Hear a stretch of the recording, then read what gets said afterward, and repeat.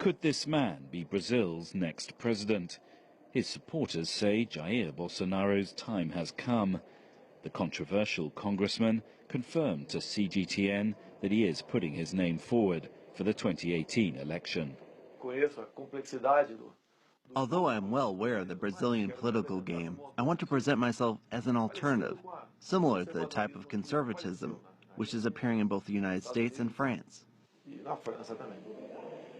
Long seen as an outsider owing to his right-wing nationalist views, Bolsonaro's star is rising. That's partly because almost the entire traditional political class here has been caught up in the biggest corruption scandal in Brazil's history. A third of the Congress has been implicated in the so-called car wash kickback scheme involving billions of dollars.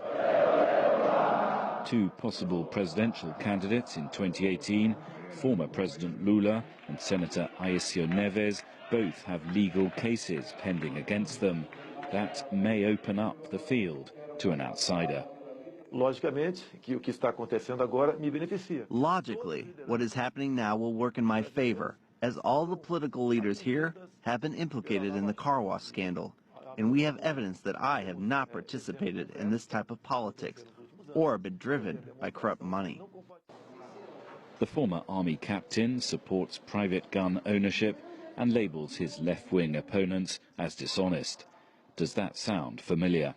You've been described as Brazil's version of President Trump. Do you like that comparison? Everyone knows that Trump was an important shift for conservatism in the United States. My case is similar, although there is a big difference between him and me and between our countries. One similarity is Bolsonaro's view on immigration. You cannot have a country with open borders. We are seeing the impact of Brazil opening its borders for everyone. That cannot be allowed. He cited as unacceptable the situation in northern Brazil, where thousands of Venezuelans are now seeking refuge from their country's crisis.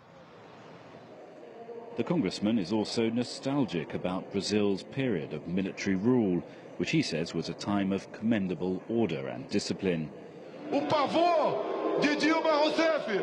During impeachment procedures last year against President Rousseff, he caused outrage by casting his vote in honor of the colonel who presided over her torture in the 1970s. His critics say he's a maverick, too controversial to be elected president. He points to this, the rapturous applause he's receiving as he travels the country building support for his campaign. Could that end with a far-right president in Brasilia? With politics shifting here, like elsewhere in the world, what once seemed inconceivable now is possible. Stephen Gibbs, CGTN, Brasilia.